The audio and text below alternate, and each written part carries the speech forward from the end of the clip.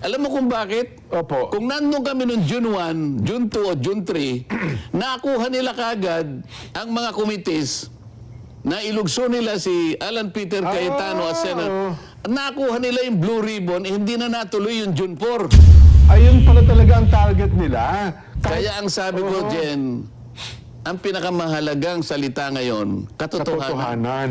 Ayaw nilang matuloy ng kahit sa anong paraan Yan. yung June 4, 2026. Kapal na mukha nyo. Sapagkat marami ng katotohanan ang lalabas doon. Ayun. Hindi pa yung ganap, ngunit malaking bagay sa tinatawag nating katotohanan ang unti-unti ng lilitaw.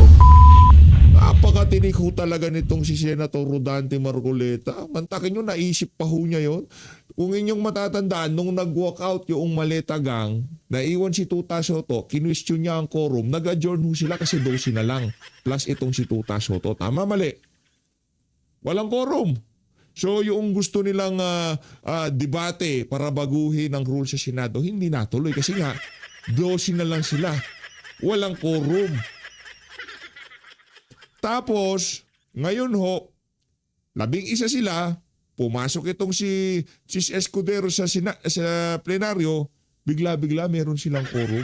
Hindi ho ba hindi, tanongin ho natin. Hindi ho natin kailangan maging political analyst, political scientist, abogado, kahit ho yung mga hindi ko naman siya minamalit nagtitinda ng tao sa kalsada, maiintindihan ho na nung sila nag-walk out yung Maleta Gang, si Erwin Tulfo, Rapi Tulfo, di ba?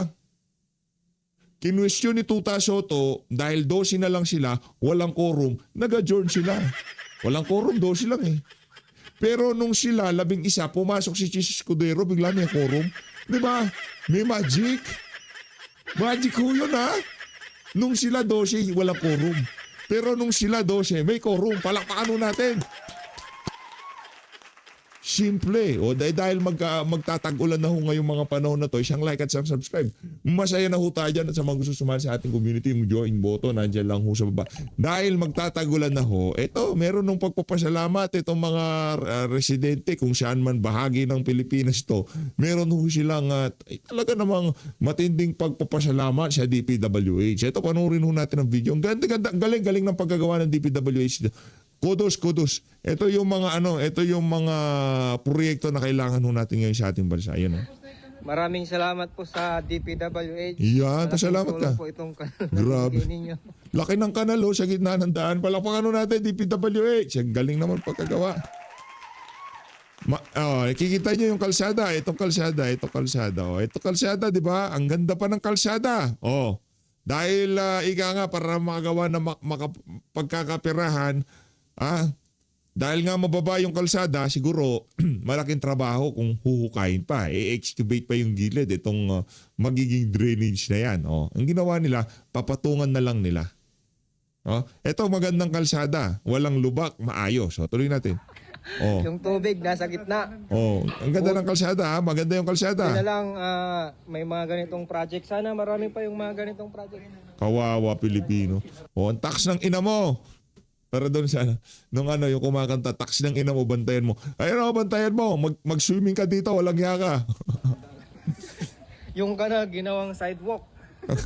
Yung kanal. Bastos din tong si Sir eh. Yung kanal daw, lagot ka Sir, lagot ka. Papahanap ka ni Vince Diesel yan. Tapos yung kalsada, nandyan yung tubig. Yan, isa pa yan Sir, hindi kalsada yan. Mali yan, mali. Yung maayos na kalsada dapat gawin. Di ba out of this world yung kanilang mga estratehiya? Kung paano nanakawan ng kaban ng sambayanan, gawin natin sapa yung gitna ng kalsada. Tapos itaas natin yung drainage para pumasok doon yung tubig. Lalango yung tubig pataas. Hindi, estratehiya nila dyan. Yan, ganyan yan. Tapos itataas nila yung kalsada. Ipapatag nila dito sa na to. Mantakin nyo naman gaano karaming, alam nga naman papatungan ng lupa itong kalsada na to. Hindi pwedeng patungan ng lupa. Bakit? Compacted na yung simento niyan . So dapat ipapatong na lang diyan simento. Isipin niyo gaano kakapal na simento ang ipapatong nila dito para habulin na medyo mataas sa daan itong drainage na to para yung tubig pumasok dito sa drainage. Di ba? Yan yung drainage . Isipin niyo kung gaano kakapal na simento after few years papatungan. Natawa. Second floor na yung daan natin. Pamira. Iba na, high-tech na kayo yung DPWH kasi. High-tech, galing. Kasi nilang mapuno to pre bago mapunta sa Para hindi mag-overflow, no? Ang galing. Ang galing. DPWH, kudos, palakpakan natin, DPWH. Sa dante, ang ganda nito. Ito yung mga dapat na proyekto. Sa Tarlac dapat. Joke lang. Idol ko yan si Sen Dante. Mahal na mahal natin yung senador na yan. Isa sa ating ano yan, kumbaga talagang sinusubaybayan. Solid kasi.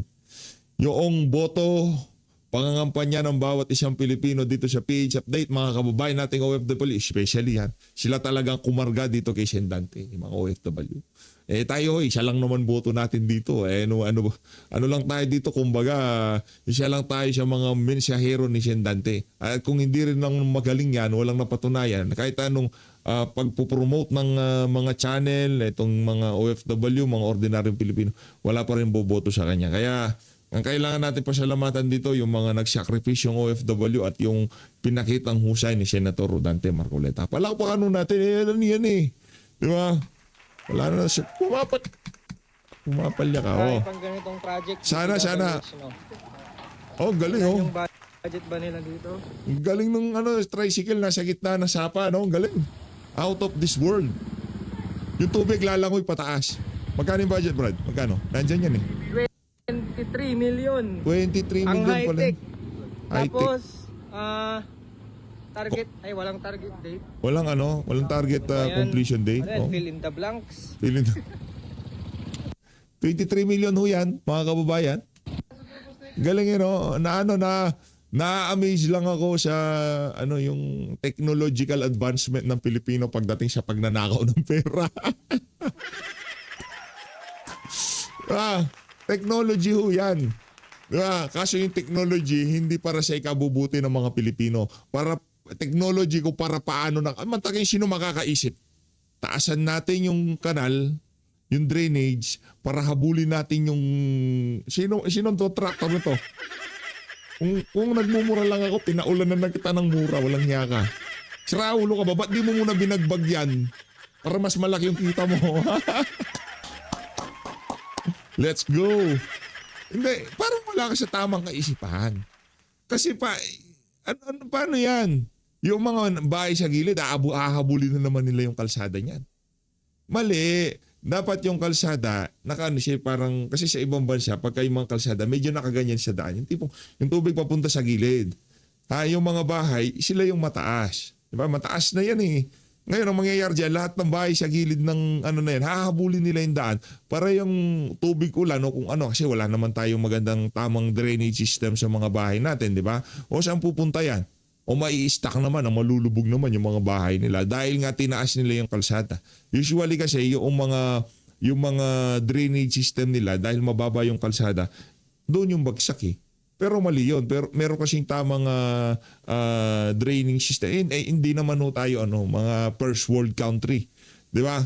Kaya hanggat maaari, kung sino na yung pera, yung pamahalaan na may pera, sila na yung mag-adjust doon sa kasalukuyang pagkagawa ng mga bahay. Ano mangyayari dyan? Sa pupunta yung tubig ng mga kabahayan. Hindi naman pwedeng lumangoy din yung tubig paakyat dito. Di ba? Ang pagkakaalam ko, ang paggawa ng tamang kalsada, sira yung existing na kalsada, hindi gumagana yung drainage system, hukayin sa gilid. Siguro tinamad itong walang yung 21 million na kontraktor na to. Ang ikli lang ng daan, 21 million to. Technological advancement para kung paano magnakaw ng pera. Ano Pedro Garavada? Yung papatanong ko lang, may pag-asa pa ba? Senator Rodante Marcoleta. Limutan ng ating mga kababayang nakikinig ngayon at sa lahat po ng mga kababayan natin saan magdako kayo ng daigdig naroroon. Ang word for the day ay katotohanan.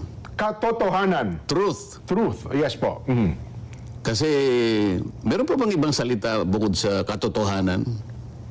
Wala na po. Pero naiintindihan nating lahat yun. Yes po naman. Oo. Kapag ang isang tao o isang grupo ng tao, lalong-lalo na ang lipunan, ay nawala na sa katotohanan, mahirap na mangyari sa isang bansa yun, Jen. Wala ho, kabalintunaan ang mangyayari. Yun lamang Sen, isang tao lang o isang grupo ng tao na hindi na pinamumugaran ng katotohanan, malaking problema na yun. Ay, opo, ho. Paano kaya kung buong lipunan na, Problemang malaki yan, Sen. isang pamayanan, isang komunidad, hanggang sa ito ay lumawak na sa buong lipunan, hindi na tayo mapapalagay nun dyan eh. Ninakawan ng katotohanan. Ano? Palagay ko wala nang direksyon siguro ang pamahalaan sapagkat ang bawat pamamahala ng gobyerno dyan ay palaging nakasalig sa katotohanan. Yes di po ba? naman. Ngayon, tinatanong mo kanina, bakit naman pumayag kayo na hindi makasipot sa loob ng 3 araw? Oo, yun ang ginagamit na laban sa inyo. Oo, nakalimutan nila nung sila'y mag-walkout dyan, Opo. nung May 26, 2026. Ito yung mga petsa na hindi na pwedeng kalimutan sa kasaysayan natin Nakatala dyan. na po sa kasaysayan ng Senado, Sen. Nangyari noon sa panahon ni Abilino Cuenco, 1949 ito dyan, naulit sa ating panahon, 2026. So, 1949, Oho. 2026, Naulit ng 2026. mga ilang panahon yun, mahigit ano yun, mga 80 years na yun siguro dyan. Opo. Wala pa naman siguro. Kumulang po. Humigit kumulang 8 years ang pagitan. 8 years, grabe ang tagal. Hindi pala po pwede kasi 3 araw yung sa kanila yan. Hindi, mali yun. Nakalimutan ko. Meron ako iniisip kasi. Sa akin palagay ngayon lang nangyari muna eh. Ngayon lang ginamit yun eh. Ito yung walkout? Oh, yung walkout eh. Okay. Ewan ko, baka nangyari na sa ibang pagkakataon. Pero sa aking pagkakaalam, ngayon lang nangyari yung walkout. Kasi yung 1949, may tension din, no? Pero wala nag-walkout ata nun, Sen, eh. Hindi, nag-walkout. Opo. Pero yun lamang ang gusto ko sabihin, nag-walkout. Nag-walkout. Na nangyari, kasi mamaya sabihin natin yun namang hindi kami dumating ng 3 araw. 3 araw, opo. Ho. Yung walkout, mga kababayan, pwede nating ikumpara noong 1949. Oho. Okay? Kasi noon, 10 din ang nag-walkout. Ganun po. Oo, Sa 10 history, yun. no, 19 po. Historically, may kapareho eh. Opo. Kaya alam ko, baka alam na nila yung Abilino, kaya nila ginawa yun eh. Ganun po. Yung Abilino kasi dyan, kailangan may kwento lang natin kahit konti lang. Opo, 77 years ago Ang pa pala. presidente ng Senado noon, 1949, ay si Senator Abilino. Okay. Kaya lang, merong titindig si Senador Lorenzo Tañada yata yun dyan, kung tama yung Yung matandang Lorenzo Tañada, Oo. opo. Meron silang pinoformulate na aksyon against the Senate President na di umano ay may connection sa korupsyon. Oho. Medyo naulinigan kagad ni Ni ng Abilino. Senate President, Oho. Abilino. Oho. So bago pa mag-umpisa, binang niya na yung gable. gable, oo. Gable. Sabi niya, the session is adjourned, sabi niya. Na-join ka agad, oho. Nag-walk. Pagkatapos, yung 10 kasama siya, nag-walk out. Oho. Nag-walk out. Kaya nga sabi ng Korte Suprema, hindi ninyo kayang i-terminate yung legally assembled quorum sa magitan ng pag-walk out ninyo. Oho. Okay? Dahil yung na-establish na quorum, nandun na kayo nung umpisa eh. Kaya yun ang quorum. Naulit lang ngayon, ginamit nila yun siguro, 10 din ang nag-walkout. Okay. Nakukuha mo ngayon, ha? Baka Nakukuha mo. ginaya talaga nila pala, no? O kaya lang mali sila dahil wala namang nawala sa amin. Oo nga. Si Senator Bato, hindi naman nila nadala sa The Hague. Opo. O, ngayon, mapapansin mo, kaya ganun na lang ang kanilang pagsasakit na makuha si Senator Bato. Oho, makulong. Para sa ganun, noong May 26, talagang akmang-akma ang Abilino versus Cuenco. Kasi kung matadala sa The Hague, Wala sa jurisdiction. 23 lang ang Sana ngayon ay nasusubaybayan ng mga kababayan natin. Yun pala. Balikan mo ngayon kung bakit ganun na lang ang pagsisikap at pagsasagit na mahuli si Senator Senator Bato. Bato. Una, para hindi kami makakuha ng 13. Opo. Para sa ganun makuha namin ang liderato. Pangalawa, ay para sa ganon, makasiguro sila na kung ano man ang mangyari sa susunod na mga araw, si Senator Bato, wala na sa jurisdiction ng Pilipinas. Ayun, so talaga palang ang kasama sa plano pala talaga. Baka akala ninyo, Hindi namin alam. Hindi namin alam yan. Oo. O ngayon, balikan natin. Ang tanong mo kanina, ulitin mo nga. Eh, bakit daw ho? Kasi naman nauna kayong nag-adjourn ng 3 araw bago Oo. absent kayo. Hindi ba nung, Binoykot yun ho, eh. hindi ba nung nag-walkout sila, sabi nila, hindi walkout yun. Oo. It was a legislative strategy. Strategy. Tuwan-tuwa nga sila doon sin eh. Oo. Naisahan daw nila kayo doon eh. Naisan daw kami. Oho. O yun nakala nyo. O nung nag-walkout sila, kami naman, sinasabi nila nag-boycott daw kami. O yun na nga, oo. Diyan hindi kami nag-boycott. Oho. Bakit wala kami? O bakit nga po? Wala, 3 araw po eh. O ginamit lang namin ang nakasad sa Section 6, Article 6, Section 16, Paragraph 5 ng Saligang Batas. Aha. Ano po nakalagay, Sen? O, basahin natin. Sige po. Neither house during sessions of the Congress, Oho. Neither house, oo. either Senate Or, or the House of Representatives, Opo. bawat isa sa inyo, sabi niya, Okay, oho. shall, Okay. without consent of the other, adjourn for more than 3 days, Oho. nor any other place than that which the 2 houses should be sitting. Oh, itagalog mo. Oho. Walang isa sa inyong dalawa nang walang consent yung isa Oo. ang Mag-a-adjourn. mag-adjourn Oo. ng higit sa 3 araw. Ginawa ba namin nag-adjourn ng higit sa 3 araw? Hindi po, eksaktong 3 araw. O eksaktong 3 araw. Anong ginawa namin? Ginagamit lang namin ang nakasaad sa Saligang Batas as a legislative strategy. Alam mo kung bakit? Opo. Kung nandun kami noong June 1, June 2 o June 3, nakuha nila kagad ang mga committees na ilugso nila si Alan Peter Cayetano as Senator. Nakuha nila yung Blue Ribbon, hindi na natuloy yung June 4. Ayun pala talaga ang target nila. Kaya ang sabi ko, Jen, ang pinakamahalagang salita ngayon, katotohanan. Katotohanan. Ayaw nilang matuloy ng kahit sa anong paraan Yan. yung June 4. Oh, at least malinaw na ho ngayon mga kababayan kung ano nga ba talaga ang gusto mangyari ng maletagang. Sa lahat ng galaw nila, ayaw lang ho nilang matuloy yung hearing ng Blue Ribbon. Yarin lamang nagkabulgaran na. Nagkalaharan na ng mga bala. O ito ngayon dahil daw hindi lihitimo yon. Sa Monday, magkikita-kita ho tayo ulit. Yun daw ang kanila. Lihitimo daw ho yung kanila. Tingnan natin. Walang problema. Lihitimo, hindi lihitimo. Ang maganda rito, ipapatawag nyo na sila. Magtanong kayo, tanongin nyo, kumprontahin nyo. Tingnan natin. Si Senator Loren Legarda, palangalanan nyo. Senator Joel Villanueva, pangalanan nyo.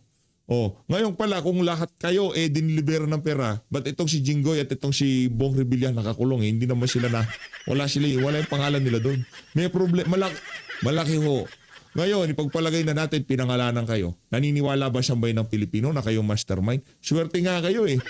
Alam na sambay ng Pilipino na tumanggap kayo. Pero alam din na sambay ng Pilipino na hindi kayo ang mastermind. Kasama lang kayo dito sa bulok na sistema na to. Talagang enjoy na enjoy kayo dito sa bulok na sistema na to. Yeah? 2026 Kapal na mukha nyo. sapagkat marami ng katotohanan ang lalabas doon. Ayun. Hindi pa yung ganap, ngunit malaking bagay sa tinatawag nating katotohanan ang unti-unti nang lilitaw. So kung ang nangyari pala, Sen, hindi man nila makuha ang Senate President, magdideklara sila ng all committee chairmans vacant, makukuha nila ang Blue Ribbon Committee. Isa lang ang dumating sa amin doon, makukuha na nila eh. Yun Hindi, pala. isa lang ang dumating sa amin, mailulugso na nila si Alan Peter. Oh, Kasi 13 eh. opo. Naalala mo, 12 sila dahil dumating na nga yung isa sa kanila. Nawala na isa sa amin, di ba? Opo, oho. Dumalo na doon sa kabila eh. Doon sa 13, doon sa June 3 na dumating Doon sa June 3, opo, Doon sa sa June 3. dati, naninimbang pa siya eh. June 1, June 2. ganun ba? Pero, Ganun ba? dahil alam na namin yon, kahit hindi dumating si Senator Cheese, kahit ako lang ang dumating doon, dahil 12 sila, magiging 13, di ba? Oo nga po. Oh. Dahil ang kailangan natin, alalahanin mo, dinidiscuss natin, the magic word is 13. 13 na po. Oh. So, isa man lang sa amin ang dumating doon. Isa ba sa Ako? grupo ninyo? O si Sino Senador Bongo, Oho. si Senador Robin, lahat ng kasama ko, isa man lang ang dumating doon. Tapos kami. Ang pinaka-importante ron, yung Blue Ribbon Committee, makukuha nila, kagaya ng ginawa nila ngayon, na nagkunwa silang nakuha na nila kahit 12 lang sila. Oho.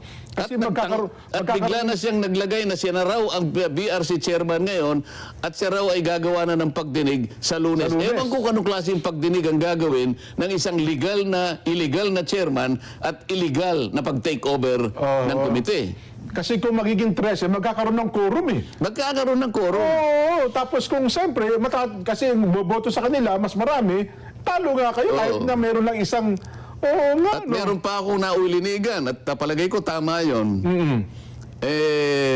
Ginaganyak si Senate President Alan Oo. na kung gusto mo kanya yung i-open mo lang, yung nakaupo ka lang doon. Pagkatapos umalis ka na. Mag-open lang ng session, oo. O, di pang 13 siya. Oo nga, no? So, akala ba nila hindi namin alam ang kanilang gagawin? Oo nga, no? Kaya yung strategy na yon, na alam ko, yung sumulat sa saligang batas, nahulaan niya na noong June 3, 2026, maaari namin gamitin eh. Isipin mo yung saligang batas kung sino man ang may kagagawan nitong Article 6, Section 16, Paragraph 5, napursin niya na in 1987, nagagamitin namin na cover ito, constitutional cover, para lang yung katotohanan ay matuloy noong June 4.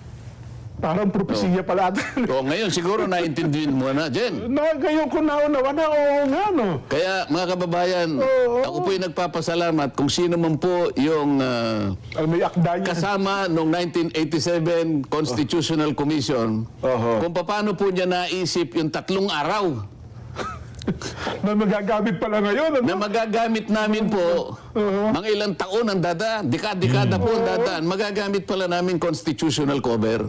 Nako. Pero yung pag-walkout po ba nasa Constitution? Tanungin mo nga ako. Nasa Constitution po ba yung pag-walkout? Wala. Wala po ba? Humanap sila, basahin nila yung Constitution. Kung yung pag-walkout ay pinapayagan ng saligang batas. Yung 3 araw na hindi niya pagdalo, May pinayagan. Ulitin ko po, sige. mga kababayan nakikinig. Article 6, Section 16, Paragraph 5. Kung sino man po yung sumulat noon. 1987 ito, Jen. Opo, 1970 2026 na tayo. Opo. Ilang taon yon? Pakikumpit mo. Mathematician. Cameraman. Yan, may hawak na, no? Ilang taon na yon? 1987. Kahina nitong mga 2026 mathematician minus natin. 1987. Ilan? 39 years na po. Tama ba? Isipin mo, sinong makapagsasabi na yung taong kinasangkapan ng tadhana 39 years ago, nakita niya na dahil sa pangangailangan na mabunyag ang katotohanan, pwede naming gamitin itong isinulat nila na bahaging ito ng saligang batas. Parang paunang ano ho yun, no? Parang ibinigay sa amin ito eh. Kasi ang sinasabi nila, Sen, dapat na po in-advise nyo ang lower, yung lower chamber. Basta ang sinasabi ko sa iyo, meron kaming constitutional cover. Ang sinabi niya, bawal sino man sa inyong dalawa nang hindi kayo nagko-consent sa isa't isa na magpasya kayong mag-adjourn ng more than 3 days. 3 days lang ginawa. 3 days lang ang ginawa namin eh. June 1, June 2, June 3, 2026. No, hindi. Ibig sabihin, legal ho yung ginawa nila. Wala silang kung ano po mang katamaran na ano. Kumbaga yun na pala yun. Nasa saligang batas ho pala yun. Pwede, legal yung ginawa nila na yun. Pambihira. Hindi nila nabasa. Nabasa lang nila, Abilino ko decision. Yan ang alamin nyo. Pero yung sumulat nito o kinasangkapan ng tadhana na sulatin ang bahaging ito ng saligang batas ay isang anghel. May propesiya siya na Di ba? Opo. Sino makakapagsabi na 39 years later, sabi nung gumawa nito, magagamit yan. Magagamit yan. Nga, no? Nung mga taong talagang ang gusto nila ay magsiwalat ng katotohanan. Magagamit yan sapagkat kung hindi nila gagamitin yan, lilikutin at lilikutin kagaya nga ng ginawa nilang panlilikot. Kahit 12 na lang. Kahit 12 lang. Sinubukan nilang kunin ang Blue Ribbon Committee. At kamuntik na nga hindi natuloy. Akalain mong merong dumating na secretary doon Haharangin pa yung pagdating ng 18 ex-soldiers ng ating bansa Aha. na nung araw na yun ay tinawag, inimbita para sila ay magpahayag nung kanilang dating na ginawa na hindi pa nakarecord Aha. sa aming komite. Kinasangkapan nila pati Blue Ribbon Committee, wala silang pinapasok. Isip-isipin mo, Pati staff, lahat eh. ng gagamitin namin. Aha. Lahat ng Pati gagamitin. mga stenographer, pati mga tao. Wala, kami-kami na lang, mga staff namin, para lamang mahayag ang ilang bahagi ng katotohanan na matagal na pong hinihintay ng mga kababayan natin. Hindi ko po alam kung matutuloy pa yung mga susunod namin pagdinig sapagkat nagtatangkanan nila na pigilan kami dahil hindi raw po kami ang legitimately na may hawak na po ng poder ng kapangyarihan sa Senado. Aha. Kasi yun ang pinalulutang nila ngayon, Sen. Ang sinasabi nila, kayo po ang illegal at bogus hearing daw po yung nangyari kahapon eh. Bogus. Hindi, ang katotohanan dyan ang dapat na manaig. Yun ang tandaan At pala alam natin. ko, Jeff, alam mo rin ito, sapagkat ito'y napasulat dyan eh. Ay, opo naman. Oo. Di ba? Oo. Ang sabi sa John 8:32.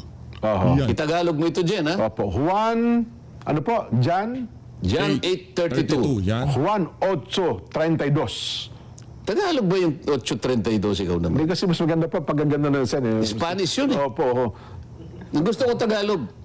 Juan, John 8:32. walo, hindi akma Sen. Parang Hindi nga Tagalog mo. Walo, tatlong Hindi isa. ganun ang hindi ganun ang pagbasa nun eh. Oho. Oo. Kapitulo 8, Sabi, talatang 8. versikulo Hindi 32. versikulo ang tawag dun eh. Basta yun ang ibig ko Opo, sabihin. opo. Sige na. Kailangan malinaw lang ito. Oho. Then you will know the truth, sabi niya. Yan. Oho.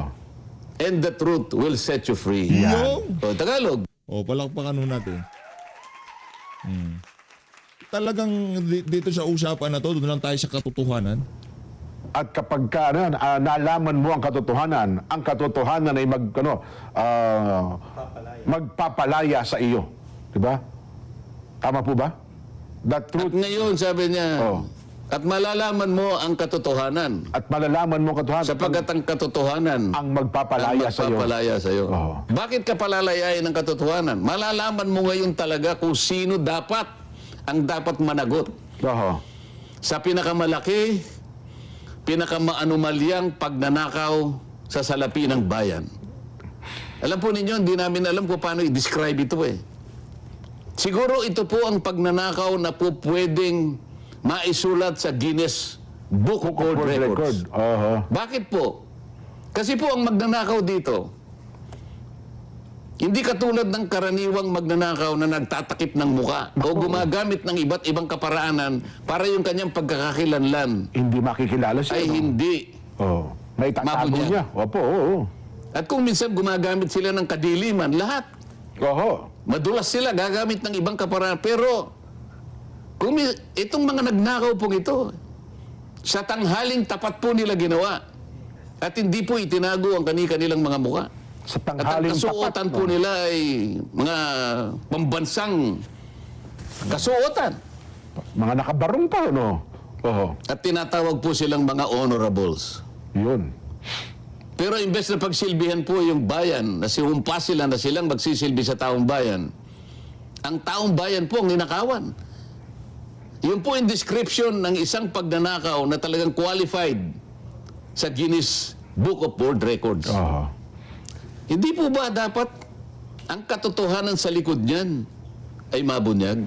Yes po. Bakit po nila pinipilit na takpan ang katotohanan? Kahit sa anong kaparaanan, ilulugso yung tunay na leadership ng Senado para sa ganun makuha nila ang poder para yung pagtatakip na yun ay manatili at maibaon po yung katotohanan habang buhay. Oho. Yan po. Kaya pala tamang-tama yung sinabi yung talata na yun, sir, no? At malalaman ninyo ang katotohanan at ang katotohanan ay magpapalaya sa inyo. Para malaman na ng taong Juan bayan. 8:32. So, meron pang isa dyan eh. Ba? Oho. Napasulat ito kasi inimbita namin ang former speaker ng House of Representatives. Oh. Wala po. Sumagot ang House leadership. Kasi pangkaraniwan, ang imbitasyon ay ibinibigay sa leadership ng House. As a Speaker of the House. Oo, Yun ba yun? sumagot yung Secretary General, siyempre sa kapahintulutan ng Speaker ng House of Representatives. Opo. At ang sinabi nila ay tayo po ay napapailalim sa isang interparliamentary courtesy. Hindi po namin pwedeng i-decline po namin ang imbitasyon niyo At tinatanggihan pa rin nila. dahil yan po namang mga bagay na inyong pag-uusapan dyan ay yung iba po ay tinatalakay na po sa mga piling ahensya ng ating pamahalaan kagaya ng ombudsman at kung ganun-ganyan yan. Sumagot din palang office, no, Sa mga Secretary. tweet, ayaw nilang ibigay Opo.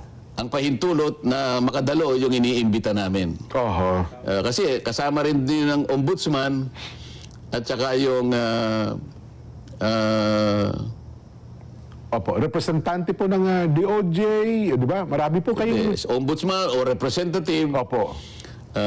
Yun naman DPW at secretary or representative. Yun naman. Opo. Pati DBM. Wala naman secretary silang or sinabi, representative. basta na hindi na lang sila dumating. Ang sinasabi ko lang na nag-decline ay yung House of Representatives dahil nga doon sa ganong, Oho. sa ganong kadahilanan. Ang masasabi ko lang, nung una kasi, ganun din ang ginawa nila nung panahon na ang chairman ay si Ping Lacson dahil daw meron ng ICI noon na nabuog naman. Ganun din ang bali pangangatwira na ginawa. Opo. Eh sabi ko naman, paano hindi natin iimbitahan sa sarili ko lang namang ano ito? Yung sulat kasi dyan, hindi naman naka-address sa akin. Naka-address sa chairman ng Blue Ribbon Committee, si Senator Pia Cayetano. Okay, opo. Pero kung ako si Senator Pia, ang isasagot ko lang, ay sana ganun din ang isagot niya, Jen.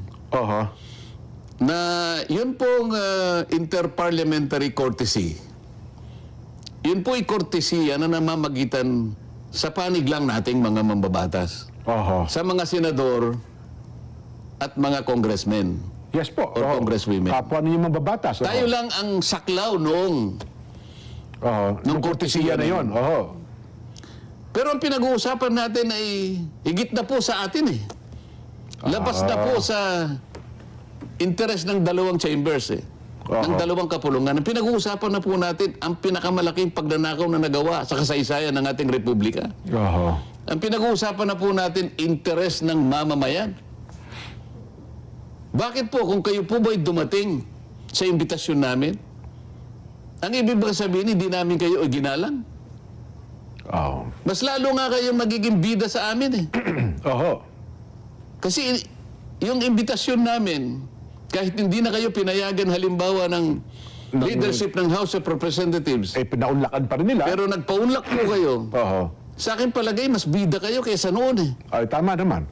Kumbaga, handa ko Kaya ang harapin. tanong ko, Jen, Oho. tanong ko rin sa lahat, lalo na sa kanila, ang tanong ko doon sa grupo ng Bendalo, hindi ba paggalang ang pag-imbita sa kanila?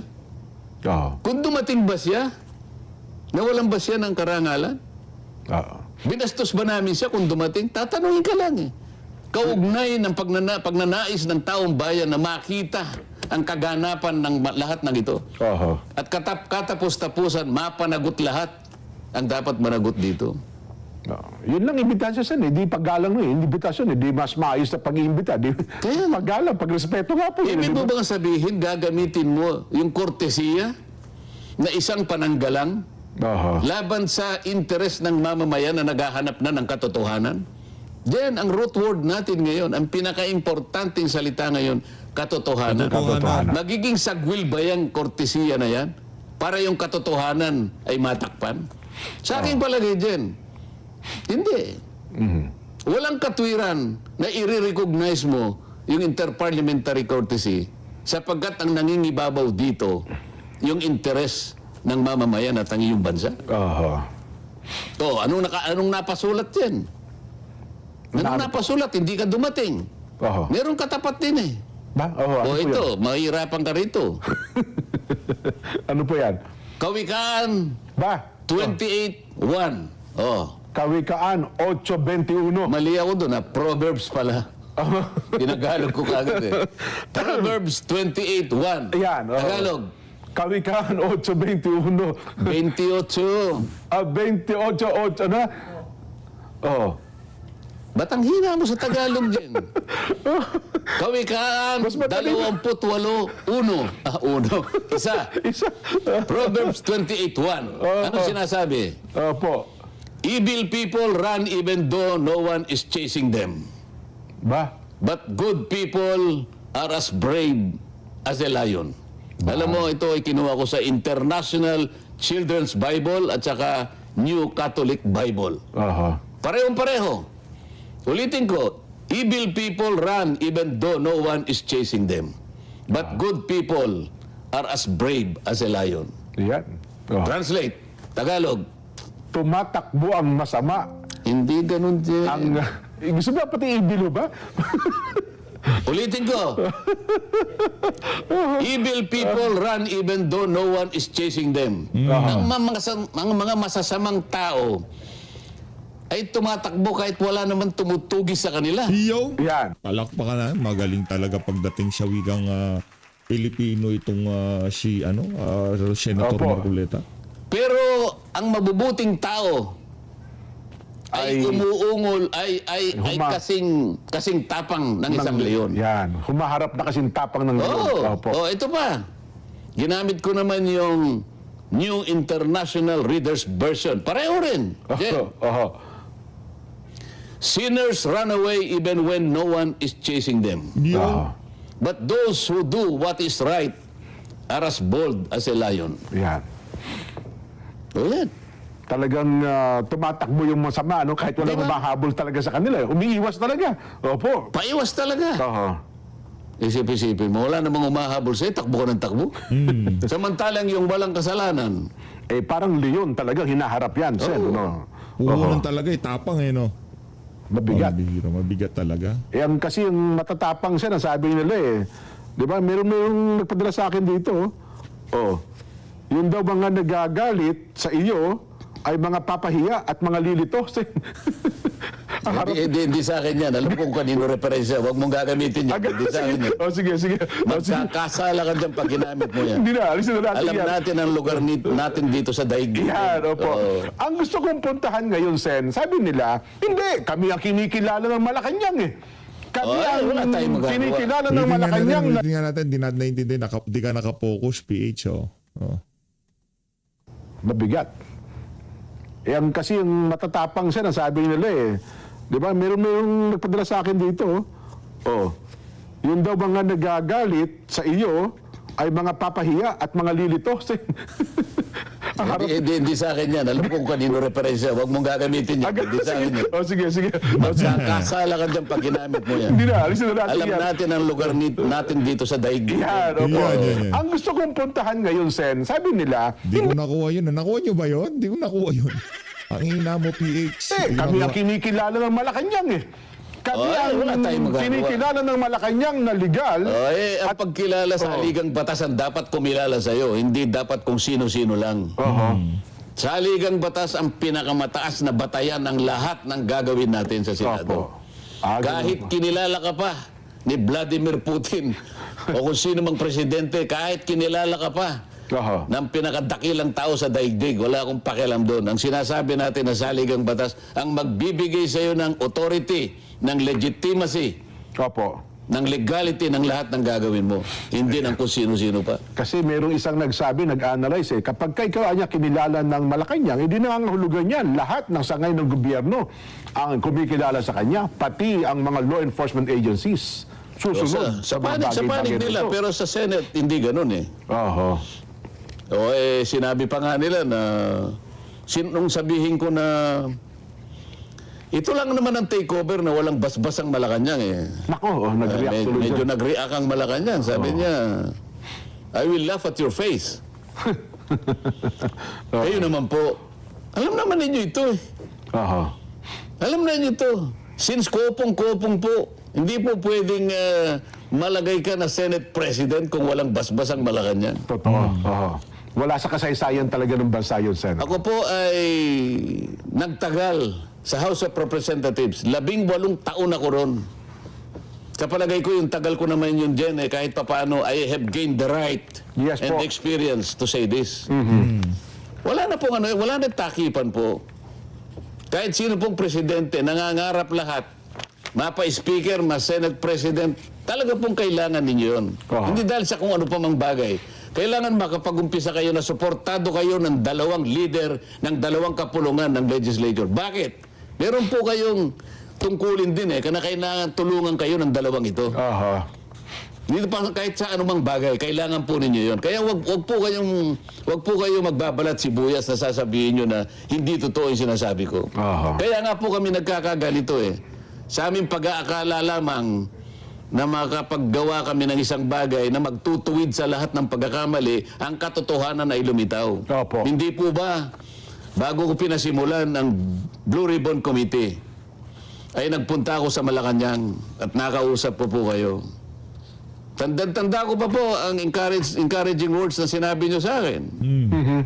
At ang sinabi ninyo, sana ay magtagumpay ka at inyo pa pong sinabihan yung Secretary Jojo Cadiz. Eileen Masukat Eli Masukat, oho. na bigyan mo siya ng ating USB na kanyang pagsisimulan. Oho. Okay.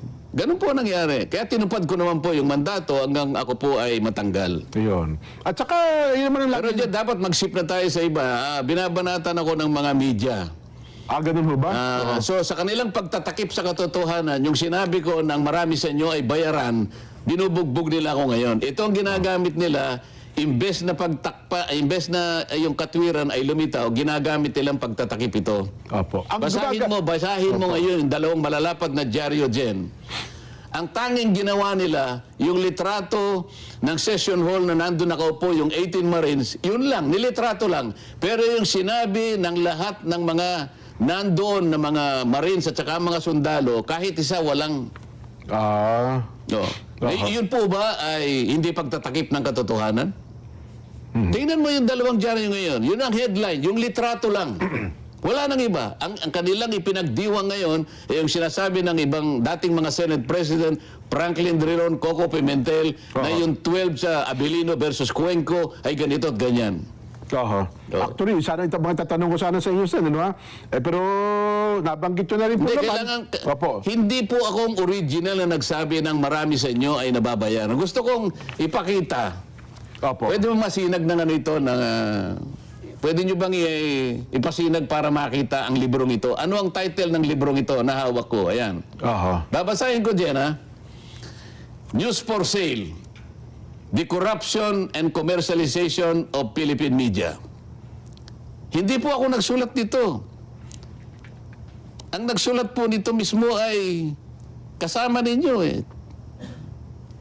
Ayoko na po magbanggit ng mga pangalan. Babanggitin ko na lang po ang ilan sa mga sinabi nila para lang, ito po, Malu Mangahas, then PPC Executive Director, said in a report to Press Council members that Manila Times reporters said they believe that up to 90% of their colleagues were open to accepting money given by their sources. The practices, this reporter said, was most prevalent among tabloid correspondents who are among the poorest paid in the profession. Reporters cited the following reasons for accepting bribes: the system itself, their having gotten used to it, peer pressure, and acculturation, a lack of understanding of journalism and journalism ethics, and the need for cash. When asked about specific cases of media corruption they know about, reporters recited a litany of sins. Reporters receiving monthly returns from 5,000 to 10,000 pesos. 2004 edition lang po ito, ha? Finance foreign trips, night outs in pubs, sauna baths and restaurants, contract brokered by corporation with promised commissions in exchange. 5 to 6 figure sums paid for various services, even 1 million pesos fee, good for 2 years for a group of reporters tasked to set up a consultancy agency by their sources. Napakarami pong gusto kong basahin dito. Hindi po ako nagpasimula nito. Corruption is damaging the media's credibility and undermining their potential as an information source and as a tool for strengthening Philippine democracy. The excesses committed by corrupt journalists have eroded the goodwill that the media should otherwise be enjoying because their role in chronicling and making sense of important events in the nation's turbulent history. Instead, corruption is fanning popular skepticism and cynicism about journalism.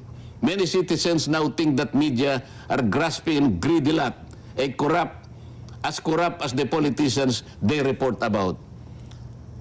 Ang dami nito, Jen. So, hindi po ako nagpasimula nito. Ngayon po ay makikita natin ang manifestations at ebidensya. Kagaya na binanggit ko kanina, Opo. habang kami nagsesesyon kahapon, binanggit ni Alan Peter, Senate President, ang iba't ibang mga banners ng mga periodiko, iba't iba, pero hindi man lang sinabi nila na si Alan Peter Cayetano ay siya pa rin ang nananatiling Senate President. Aha. Ang ibinubunyag nila ay yung takeover nila. Na base na rin do sa ginagawang pagsusuporta ng mga kapanalig nilang mga judges, mga ex-magistrate ng Korte Suprema. Opo. Mga ex-Senate President. Pati yung Integrated Bar of the Philippines. Ay, pa nga pala. Saan, no? Alam mo dyan, kabilang ako dyan kasi Lahat pagka-abogado, member ng IBP. pagka ikaw abogado at napasa ka sa bar, automatic kasi member ka Member ng ka ng Integrated IBP. Bar. Alam mo, dapat siguro ay isang araw, ito ay ma-review ng Korte Suprema kung tama pa ito eh. Oho. Kasi mandatory kaming member niyan. Kung ako dyan, meron lang power na sabihin ko sa Korte Suprema na pwede bang tumiwalag na ako dyan, titiwalag ako dyan eh. Aha. Bakit? Gagawa sila ng posisyon without even getting the feedback from their members. Oo nga. Siguro yung Pangulo ng IBP ngayon o kaya yung kanyang Board of Directors lang ang nag-usap-usap, 3 o 4 sa kanila. Pagkatapos, tatangkayin nilang sabihin, ito yung posisyon ng entire IBP. Yun ang Integrated Bar of the Philippines. Kasi nakalagay-lagay, National President, IBP, para bagang yun ang paninindigan ng lahat ng abogado. Hindi totoo yun, Jen. Oho. Kailanman hindi magiging paninindigan. Sabi ko nga sa iyo, kahit na mga bar plankers, alam nila na yung Abilino versus Cuenco, hindi aplikable. Oho. Ang doktrinang natanghal dyan, the doctrine that was established in Abilino versus Cuenco, is that any member of the Senate who is outside the Philippines is already outside the coercive jurisdiction of the Senate. Oho. Alam mo kahit sa LGU, Jen, sa mga abogadong nakikinig po, tingnan po ninyo yung La Carlota cases. Pati yung kaso. Oho. Pati yung kaso ng Zamora versus Okay. Caballero. Sinasabi dyan, kapag kayo'y wala sa Pilipinas, ito LGU na lang ito dyan. Local government Wala of- kayo sa Pilipinas, you are outside the coercive jurisdiction of the Sandigan Bayan or provincial, Provincial ano Board na yung, Office. hindi, panlalawigan.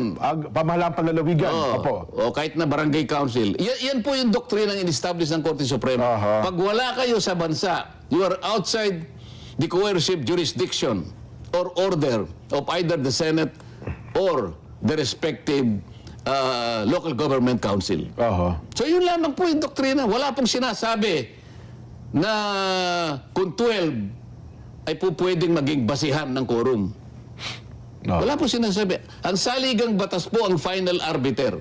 At sa Senado naman po, ang tuntunin ay siya po ang dapat na masunod.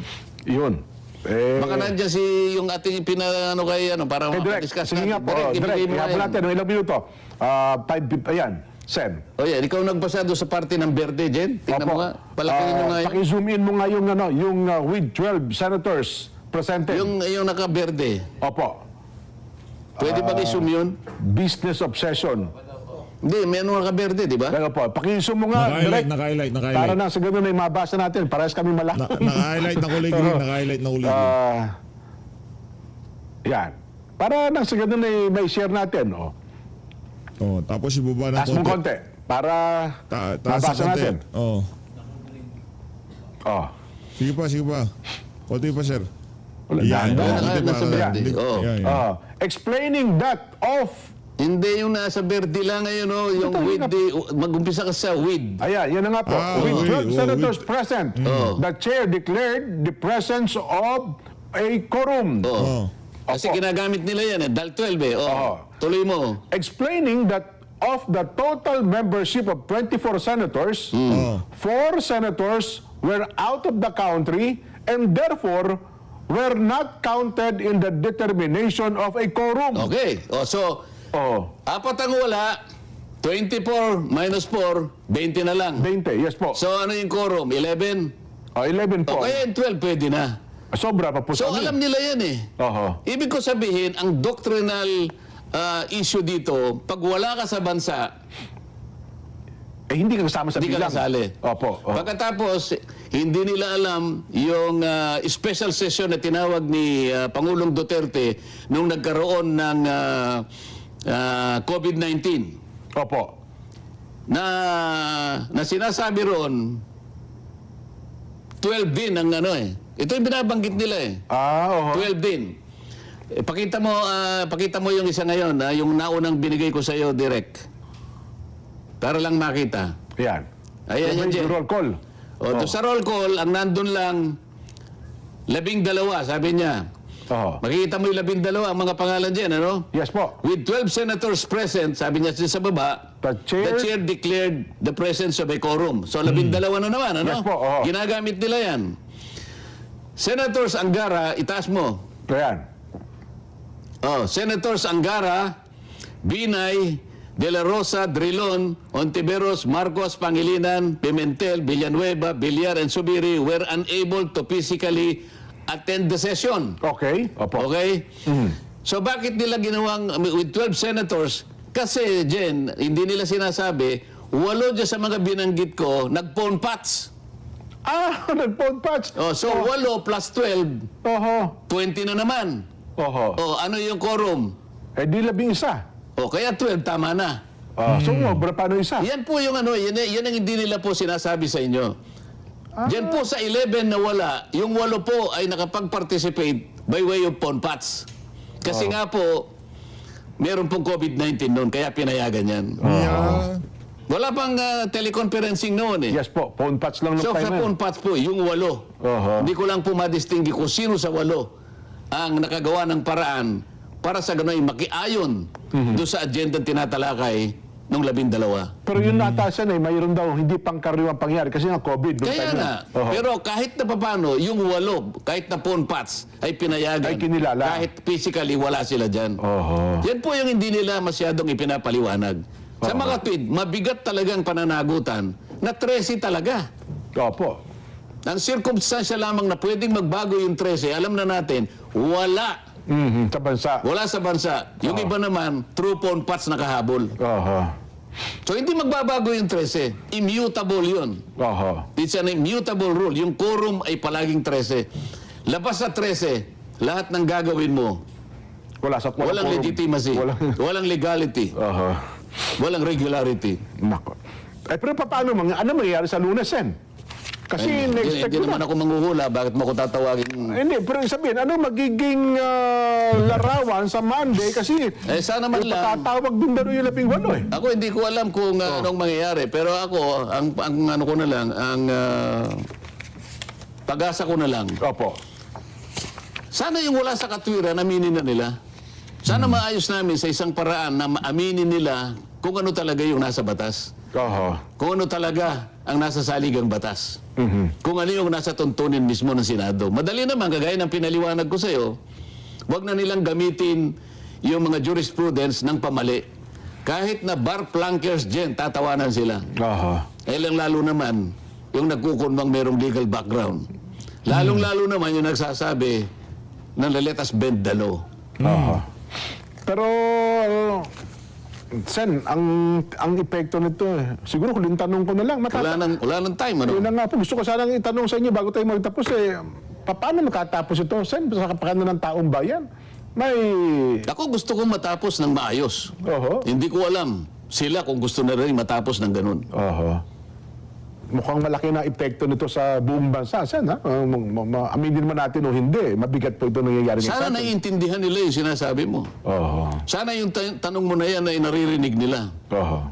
At sana maisip nila sa kanilang puso na mali sila at pumayag silang ayusin namin sa pamamagitan ng mga batas, sa panig mismo ng saligang batas. Ayun, yung mga umiiral na batas. O paano, eksaktong alas 6 po ng hapon yung mga pagbati po niyo, next time na. Pasensya na kayo, no? Pero umaasa naman kami, naging kapakipakinabang po ang inyong panonood sa amin. Kung hindi man namin kayo nabati, wag na po kayo magdamdam. Sen, salamat po ng marami. Lalo naman akong nagpapasalamat sa kanilang lahat, Jen, at Opo. nagkaroon tayo ng pagkakataon na talakayin kahit medyo mahirap. Sana man lang yung mahirap na Naiintindihan. mahirap ay Sen, naintindihan ng napakahusay ng ating mga kababayan. Napakaganda ng pagpapaliwanag. Doon pa lang sa intro natin Tapos na usapan, uwian na, di ba? Intro pa lang uwian na ho. Wala nang maraming tsetche-buretche. Kaya tayo ho dito, ika nga yung pinakamalaman sa sasabihin ni Sendante. Hindi ko na kayo paghihintay. Kung umabot kayo sa bahagi ng video natin na to, maraming salamat. Pero doon pa lang sa una, malalaman nyo na kung ano yung tatalakay. Di ba? Alam ko yung iba dyan magmamadali. Hindi sila mapirmi sa isang video. Kailangan kakaumpisa, mga may ADHD ba kayo? So, Lois, maraming salamat doon sa pag-support sa picture. Mapirmi kayo sa isang video. Intindihin, i-share, talagang ika nga dapat bawat isang Pilipino lahat na sinasabi ng mga ika nga nagsasabi ng katotohanan ngayong mga panahon. Yun dapat ang ating pag-usapan at yan ang dapat natin sinishare sa mundo ng social media. So guys, salamat po sa pag-support sa page update. Mag-ingat po kayo lahat. Maraming salamat dito kay Senator Rodante Marcoleta. Grabe, talagang solid ho. Mahal natin Pilipinas.